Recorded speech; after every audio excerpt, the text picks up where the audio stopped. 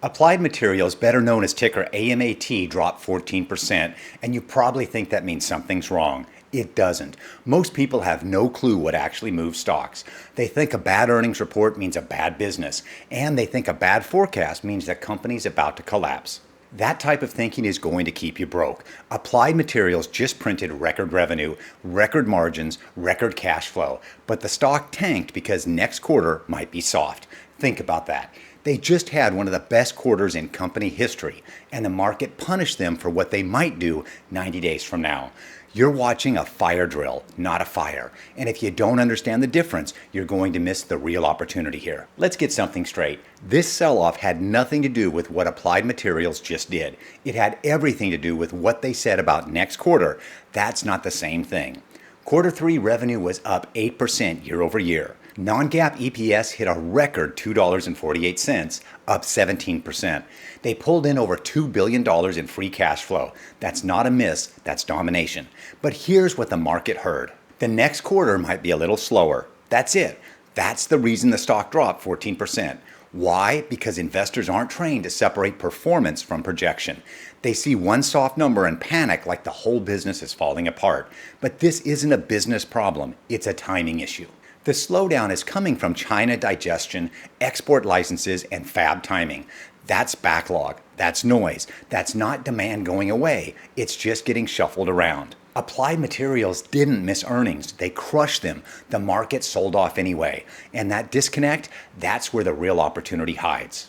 Most people think they're early to AI. They're not. They think the wave is coming next year, but the first one already landed and Applied Materials is riding it. While everyone's talking about what AI might do, AMAT is already getting paid. They're selling the tools used to build the chips behind the models, the real infrastructure layer, the part that scales before anything else can. High performance memory, fast interconnects, packaging that holds it all together. These aren't theoretical anymore. They're in production. AMAT's equipment is already on the line. That's why foundries are cutting them purchase orders right now. Not in 2026, not after some approval cycle. Now, because you don't build next-gen compute without their gear. And here's the part nobody's talking about. This isn't the top, it's the bottom, the very beginning of a multi-year wave. AI demand is going to keep pushing deeper. More training, more inference, more data, and the deeper it goes, the more critical AMAT's tools become. They're not chasing the trend, they're enabling it. So if you think the AI run hasn't started, you've already missed the first inning, and Applied Materials already on base. Everyone's pointed at China like it's a red flag, and on the surface it is. China accounts for over a third of AMAT's revenue. The company just guided to 0 new licenses out of China next quarter. 0.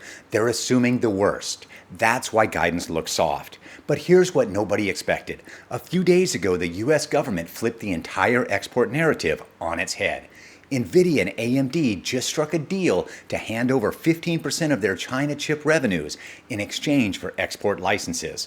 This isn't a sanction rollback. This is a monetization of export control. It's unprecedented, and it could open the floodgates for chip makers to resume sales into China starting now.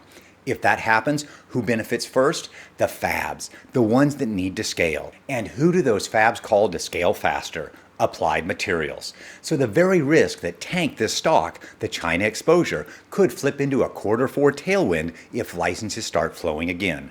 The guidance could be too conservative, and the market won't see it coming.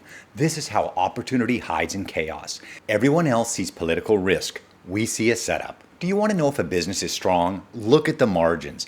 Everything else is noise. Applied Materials just posted a 24.1% net profit margin, a 30.7% operating margin, and 20.9% free cash flow in a weak quarter. That's not normal, that's elite. You don't get numbers like that unless your customers are locked in and your product is hard to replace. So while Wall Street is freaking out over soft guidance, they're missing the only thing that actually matters. This business spits out cash like a machine. Not fake growth, not unprofitable expansion. Real money, real profits in a down cycle. You don't pull $2 billion of free cash flow in one quarter by accident. That means pricing power, that means demand, that means dominance. And here's what most investors don't get. Margins tell the truth. Stock prices don't. Stock prices get manipulated. Margins get earned. This company didn't slip. It executed, it delivered, and the market punished it anyway. So the way I see it, that's not a warning sign, that's a mispricing. And mispricings are where real opportunities get made. Here's the bull case. This company dominates a mission-critical segment of the chip industry. It's not optional. If you want to build high-performance semiconductors, you need applied materials tools. That's why they consistently hold 70% plus market share in key segments, and why even in a slowdown, they're raking in billions of dollars. Their margins prove the moat. You don't keep 30% plus operating margins in a down cycle unless your customers have no other choice. Now here's the bear case. China is still a wild card. Export rules can change overnight, demand visibility can vanish in a week, and if the AI build-out slows or consolidates, Applied Materials' top line can take a real hit. But here's what kills the bear case. Even in this environment, with China frozen, fabs delaying spend, and guidance trimmed, they're still throwing off elite margins and cash. That's not luck, that's proof of a durable business model with embedded pricing power and long-term demand. So what's the bottom line? AMAT is not a hype stock. It's not a trade. It's an infrastructure layer that gets paid whether the market's hot or cold. That's a long-term business you can build around. And when the market misses that, that's when you pounce. So here's my thesis. While NVIDIA and AMD dominate the spotlight, Applied Materials supplies the machines their chips can't exist without. It's a high-margin cash machine sitting at the infrastructure layer of AI, and it's positioned to keep winning as AI demand keeps scaling. The business is strong, the margins are elite, the product is sticky. That hasn't changed. What's changed is the stock. The market punished Applied Materials with a 14% drop, not because of what just happened, but because of what might happen next quarter. That's not execution risk, that's fear. But let's be honest, the punishment is real and we've only seen day one of it. Short-term risk is elevated. The market could keep selling this off. Nobody rings a bell at the bottom and there's no guarantee this rebounds tomorrow. That's why I'm not diving in blind. I'm watching for stabilization, for signs of a bounce. I believe the sell-off is unjustified, but I'm not arrogant enough to fight price action with emotion. So what am I doing? I'm waiting. And if the setup improves, I'll be looking to add. Small, measured, strategic. Because while the market throws a tantrum, the core thesis hasn't changed. And if that holds, this isn't a falling knife, it's a gift with a time delay.